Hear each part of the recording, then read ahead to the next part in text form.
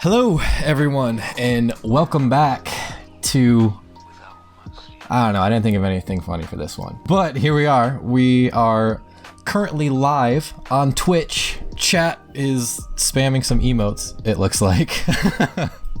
There we go, there's the chat. Chat's in there. So speaking of, because we're live on Twitch, you know what that means.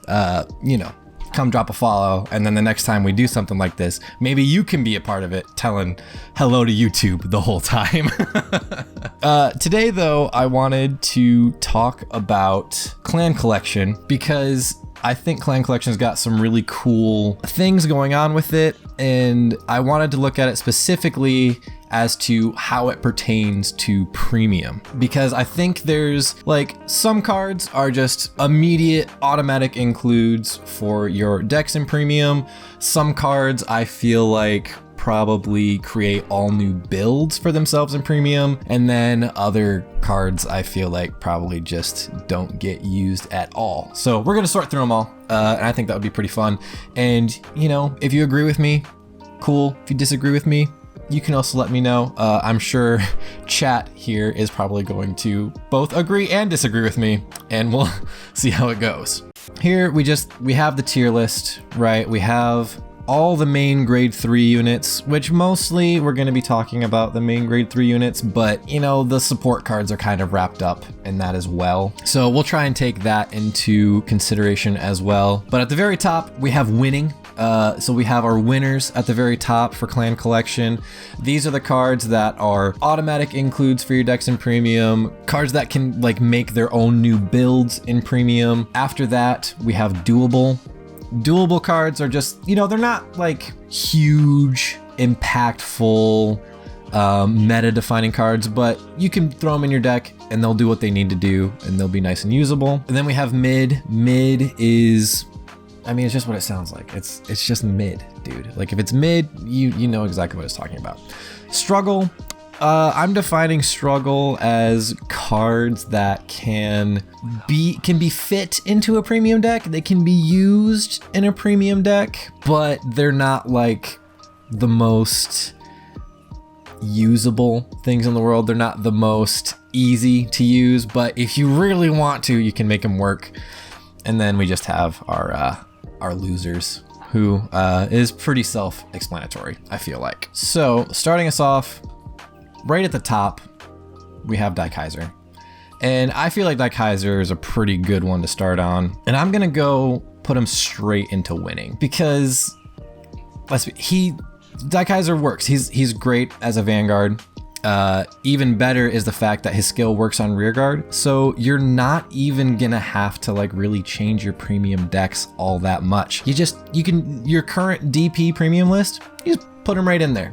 Don't have to change anything, and he's just boom, right there. So Diekaiser is 100% winning. He's 100% just, you know, I'm gonna say I think it was worth the wait. I think it was worth the wait. We did get the big moment with Chris and the Zeal reveal. So all in all, I think it's worth it. Next though, we have Hyoga. Hyoga, I was really excited for. I was really excited for Hyoga. I was hoping for like some Skull Warrior type vibes. I feel like losing. I feel like Hyoga's losing, but I'm gonna put it in struggle actually. Because if you really want to, I think you can make a Neuro Hyoga deck work. This one just really kind of comes down to the fact that there's just, it's like, why did it have to work with Stealth Fiends, right? It's Stealth Fiends, I think. Why did it have to work with Stealth Fiends? I don't understand why it had to be Stealth Fiends. It could have just been anything with Stealth, you know? So really this one just kind of comes down with support. This, I feel like she could definitely move her way up as we get more Stealth Fiends though. So the future, you know, the future's not, you know, too dim for Neura. Pity points, yeah, I'm gonna give pity points to Hyoga. And I'm gonna put her in struggle because, you know, I feel like things can get better from here. Things can definitely get better from here, but as of right now, it's just kind of just not great. Infinite Zero though, going into Link Joker, Infinite Zero. Now I don't know enough about Link Joker, but I feel like Infinite Zero is at least doable. I feel like he's at least doable. I think you're gonna throw him into like a Link Joker deck. You can probably make an Infinite Zero deck work. I feel like it's probably better in V, where you're just gonna pair it up immediately with Chaos Breaker. So you can definitely make a deck work with that. Other than that, I don't really have too much to say about Infinite Zero, other than it's cool that it's back, and that in V, it kind of feels like we're playing Break Right Arrow again. So that's cool. Kagero, we've got Seal Dragon Blockade. I feel like I want to say mid, but it could also be struggle. He's definitely better than Hyoga. Well, is he better than Hyoga? I don't know. Like, he can do his thing, I guess. Does have good support. Yeah, we'll put Blockade in mid. I feel like he's the very definition of mid, especially for premium, because, like, is he great? Not really. He's not quite doable. If you really want to, you can make a deck around him. Is it gonna be that great? You know, maybe not, but you know, it's pretty mid. It's pretty mid. Don't know about good, but it does have supports. Yeah, definitely mid. Maybe there's an argument to put him into doable, but I'm gonna say mid. And then we have risers. Risers. I was really hyped for these ones. I was really hyped for the Legion pair to come back. I also totally called them coming back too. You can go back and watch my Heel Guardian video. I saw the writing on the wall. I saw the cat ballers, and I saw them coming, and that's really cool to see him back. I'm feeling mid for the riser pair, because I feel like, and maybe this is my personal bias showing through, and you know what? I will totally own that. I will totally own that this is my Nova Grappler bias.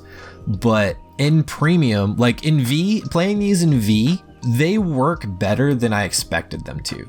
Like, they have some plays that they can do. Like, they are solid. And in premium, because you are rewriting to a grade 2, you can potentially Soul Blast out your grade 3. Like, go first. And because Mega Flare's skill isn't restricted to your opponent being at grade 3, you can just ride up plus like crazy, because you'll get your marker and then you'll get an extra drive check. And then if you Soul Blast the Mega Flare from your soul, you can't reride to a grade 3. So then you stay on grade 2, and then you're able to deny your opponent their first stride. So that's kind of like the play that Thavas can do in premium that I remember Jaime talking about when he did his Aquaforce deck profile a while back. So you can do that in Nova Grappler now. So that's kind of cool. Also, risers have a lot of support in premium that I think can make them into a really like solid rush deck. Theory crafting with risers, I was able to come up with, like, if you open right and with one counterblast, you can get 5 attacks on your first grade 2 turn, potentially more if things go your way. So I like risers. I don't think maybe they could go into doable. Maybe we'll go into doable. Maybe I'll just wear my bias on my sleeve and just put them into doable. Because I think they have some plays that they can do. I don't know if they'll like impact meta very much at all, but it's decent. The rest my Vanguard to stand my Vanguard is still weird to me. Yeah, I wish they would have made that skill work on rearguard. Like, I don't understand why Diekaiser gets to have his skill on rearguard and then Mega Flare doesn't. Because if Mega Flare's skill worked on rearguard also, this would be 100% right here. This would be in winning automatically. But as far as that goes, I'm putting them in doable, coasting purely on my Nova Grappler bias. Then we have Chronos Command. Chronos Command is winning. I'm just gonna be real with you. Chronos Command, like, you know, it's the same thing as Diekaiser. You're gonna slot him right into your current Time Leap deck, and he's there. Like, maybe he takes the place of Time Leaper. Grogrock too. Yeah, chat's mentioning Grogrock. You can totally use that with Grogrock, and it's just boom. And then you can just stay on like a 15k base, I think he is. So yeah, Chronos Command, solid stuff. And it also kind of fixes Chronos Command's skill of how you had to pay his cost before he hit. So Chronos Command is good. Chronos Command's good now. And I like him. I like him being here. Next, we've got Giraffa. You know, Giraffa's fine. I don't necessarily want to put Giraffa in mid. I feel like he's doable because he like going first, like this is a great going first play. But other than that, he's not really doing much for you. So maybe I feel like he's kind of the same as Blockade. Like going first, they do their thing. But you know, other than like your going first turn, you're gonna be striding from then on after that, and I feel like you have better things to do. Especially in premium where you have like Ghidorah and stuff. Yeah, so I'm gonna say Giraffa mid. I like what he does though, and I would like to kind of see more mega. Like I would like to see this kind of be the direction Mega Colony goes in. It's kind of like, you know, like give Mega Colony, like this is like the chaos version of Mega Colony, and I would like to see them kind of do more of that going forward. Then we have Bunny Man. Bunny Man, you know, I don't want to say that he's a struggle, because I don't think he's a struggle, but I also don't know a whole lot about Pale Moon. And doable, I could see him being doable, but I feel like he's kind of the same of like, all right, I have a good going first play. I could see, but yeah, there's a lot of like Beast Tamer support in premium too. So I can see putting the bunnies in doable. I think they deserve it. Pale Moon can just do some crazy stuff in general. So going first and even non-striding turns, he's very nice. Well, there you go. I'm gonna yield to chat on that one because like the skill on paper seems solid, and I also just don't play enough Pale Moon or Pale Moon at all in order to know. So then we have Bermuda Triangle. This I feel like very similarly to like Blockade and the bunnies. Like it's doable, it's like low doable, high mid, I feel like. But then that's also me speaking as somebody who doesn't even play Bermuda. Good with Tra Riviere. I like it though. I don't know if I would put it in winning, but I'm definitely gonna put it in doable. I'll probably put it ahead of Infinite Zero. And I like the kind of like drive checking without attacking thing that it does, because I don't know, it's just a really unique design space, and that's just this is just another card that I'm really like happy with, like the new design team, like flexing their creative muscles, you know. Seems really good. And especially like creating multi-attacks in a force clan where like you can spread all your force markers around, get like a ton of drive checks, and then get like a bunch of extra rearguard attacks. It seems good. It seems really good. Coming to Grandblue now, we have the revival of the Legion pair. And I'm gonna say they're mid. Yeah, I think they're pretty mid. They're not bad by any means. Maybe they're like low doable. Banshee is good, yeah. I think we'll go high mid, because you can sit there and you can use the rear guard one, because you can just stride over. And then, you know, we also have like bad bounty stuff. So, you know, maybe I'll put them into doable. I don't remember if it's an act or not. Let me look that up actually. All your front units get power plus 5 and 3 triggers from drop. Yeah, no, I think, yeah, I'm okay. So upon reviewing his skill, I'm gonna put him in doable. There's better things you can do in Grandblue. I think you can, you know, is this the best thing to do? You know, maybe not, but I think it's solid, especially with things like bad bounty and stuff. I'm gonna say doable. It's not winning, because I feel like you probably still want to play ghosties instead, but it's definitely doable. I think it's doable. Low doable, high mid for sure. Narukami with Vowing Sword. I'm just gonna put this in winning. The thing is Narukami is just, you're basically playing V when you play Narukami in premium anyway. So literally anything you play in V, you can just run Stunverse and then boom. You know, like it's just gonna work.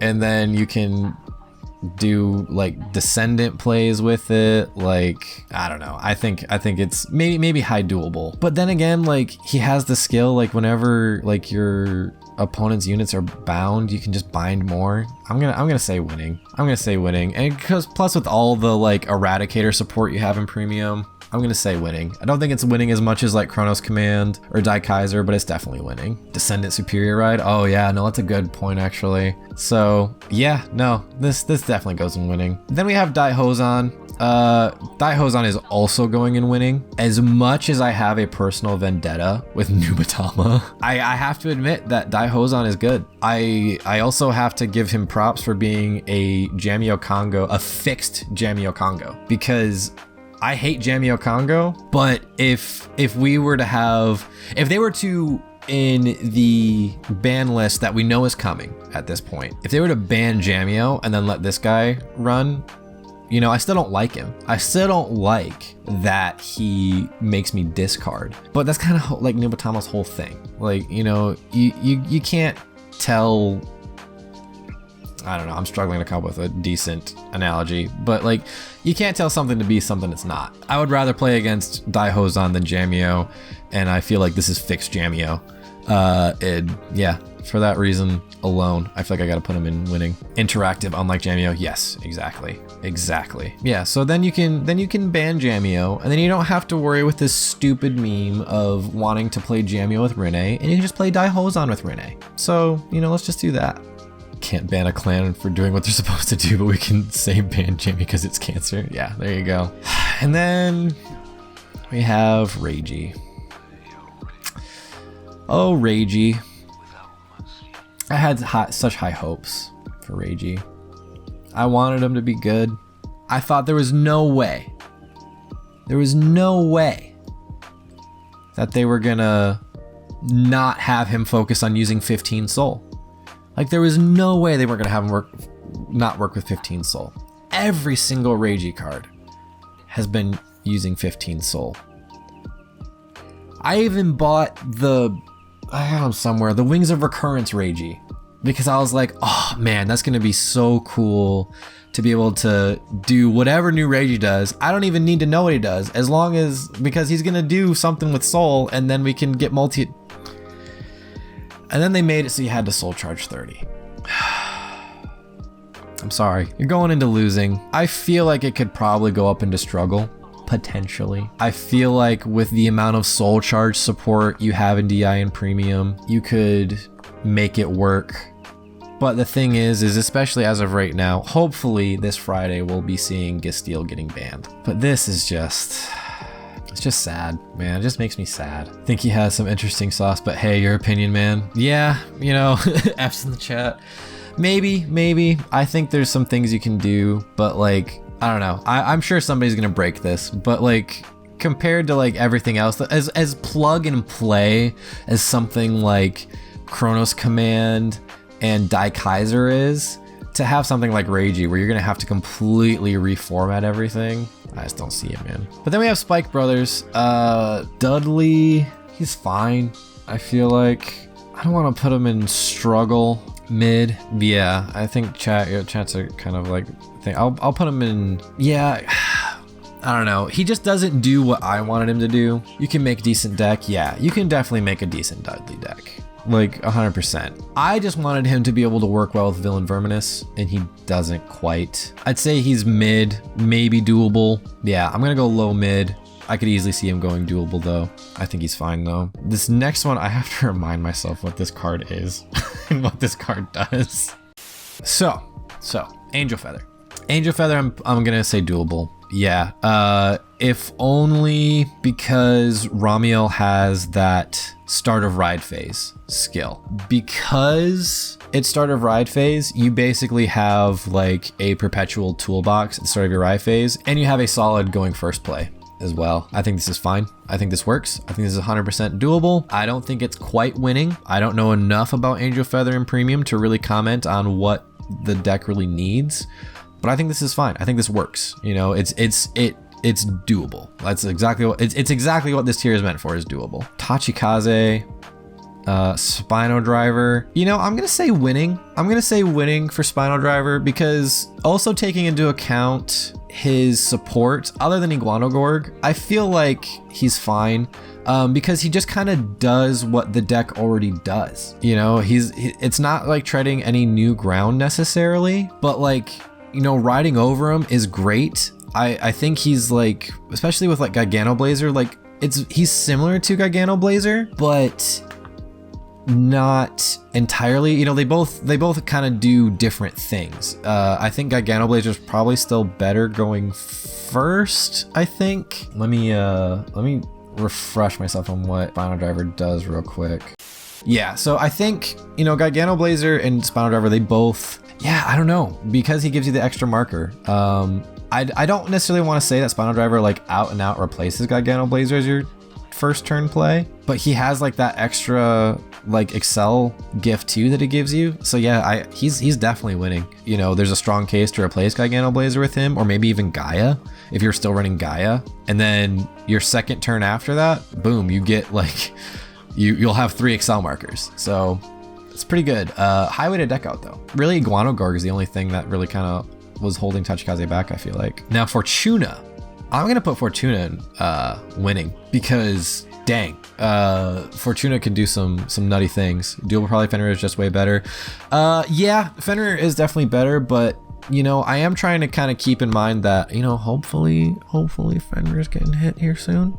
You know, because, you know, at the time of recording this, ban list is getting something said about it on Friday. But I think, like, you know, even though Fenrir is currently better, I think this is still a solid deck.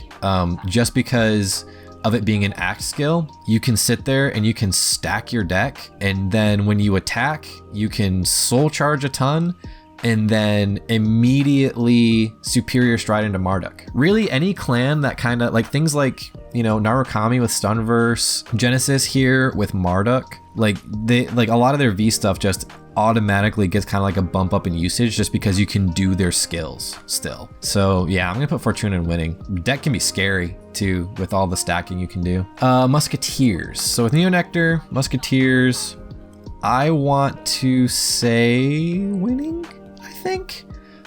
Because, you know, Neonectar's kind of got the same thing as Narukami and Genesis, where they have strides that can like superior stride, and being able to kind of like activate triggers that you call seems good. Maybe high doable. I would say doable. They got some interesting plays. I want to say winning just because I think this deck looks really fun. I'm gonna play it, but I think to be fair, I'll put it in doable. We come to Great Nature with Chatnoir. Now, I'm not a Great Nature player, but just looking at Chatnoir, I feel like it has to be doable or winning, because I don't see how Chatnoir doesn't just automatically go into whatever deck you're building, because he works on rear guard and he just kind of like, I feel like there's a reality where you're able to build a premium deck with Chatnoir and Magnolia. I feel like this is I feel like Chatnoir is the gateway for a overdress only player playing Magnolia to be able to play premium. Personally, can build around Chatnoir though, dual by default.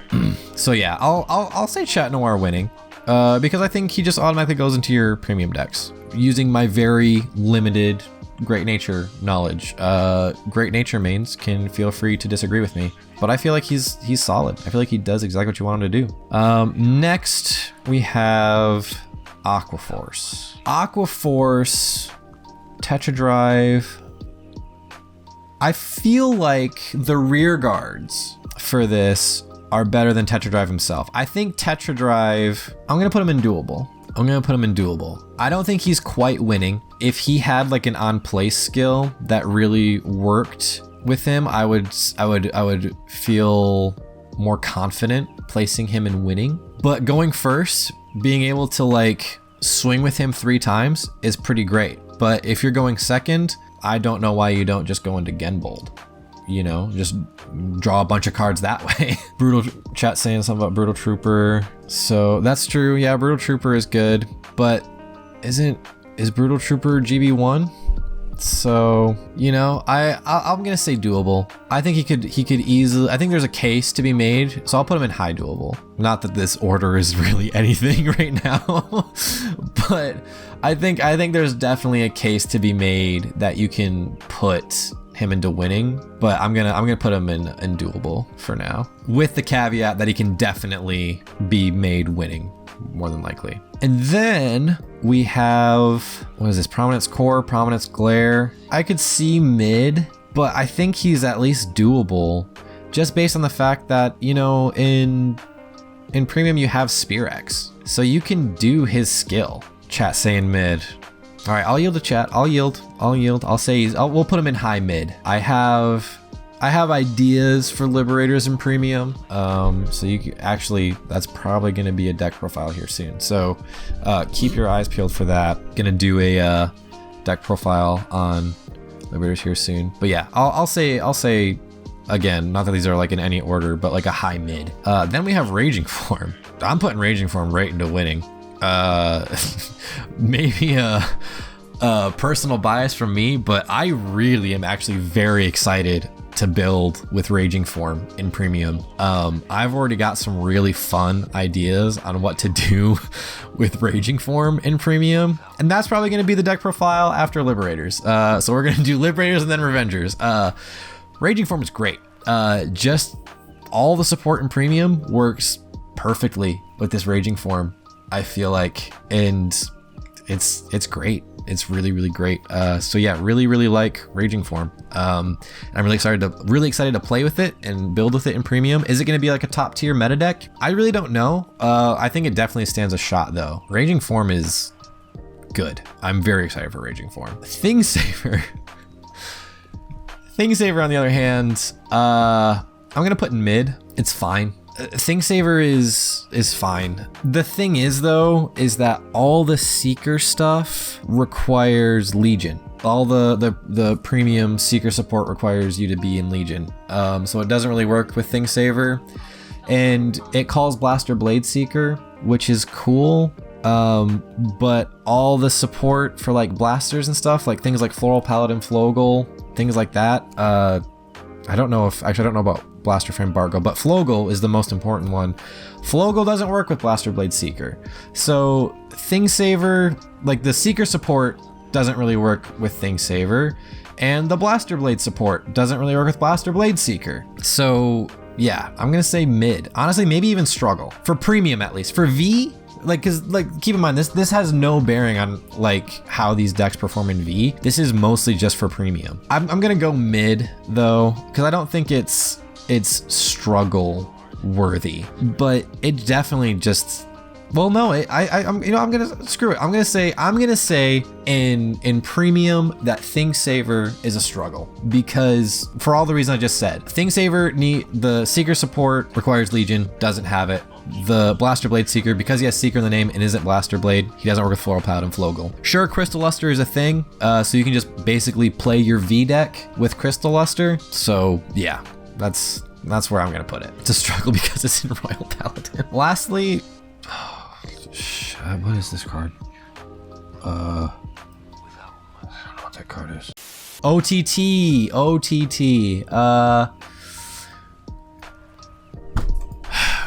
Yeah, that pretty much sums up my feeling about the OTT. It's mid. It's 100% mid. I feel like maybe doable.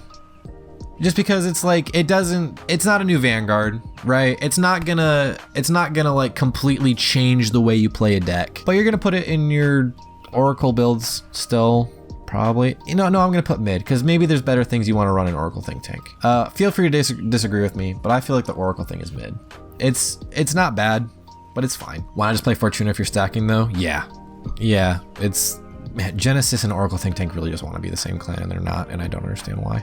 That's why putting the clans together into nations was a good idea. But yeah, I think that's, looking this list over, I feel pretty good about it. And kind of going over and sorting all these things like purely based on the premium application, the fact that we have like a majority of it in doable in winning, I think just speaks for the quality of this set. Now, a lot of this, is it really gonna make a huge impact in Premium? We don't know. Maybe once we get this fabled, finally, hopefully arriving soon ban list, a lot of these cards will make more of an impact. But I think this set overall is really, really good.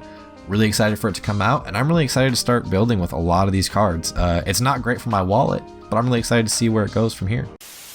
Well, thanks for watching, everybody. Hopefully you don't disagree too much with this tier list of sorts for the new clan collection set coming out. Definitely do let me know your thoughts below if you strongly agree or disagree with me. Love to know what you guys think. And also, be sure to drop a follow on the Twitch. Come by, be a part of maybe the next time we record a video like this, or just when we stream in general. It's always a good time hanging out and chatting with you guys, and I appreciate you guys coming through. Be sure to like, share, subscribe, all the YouTube things. It really does go a long way in helping me out, and I appreciate you guys a lot for it. So yeah, till next time.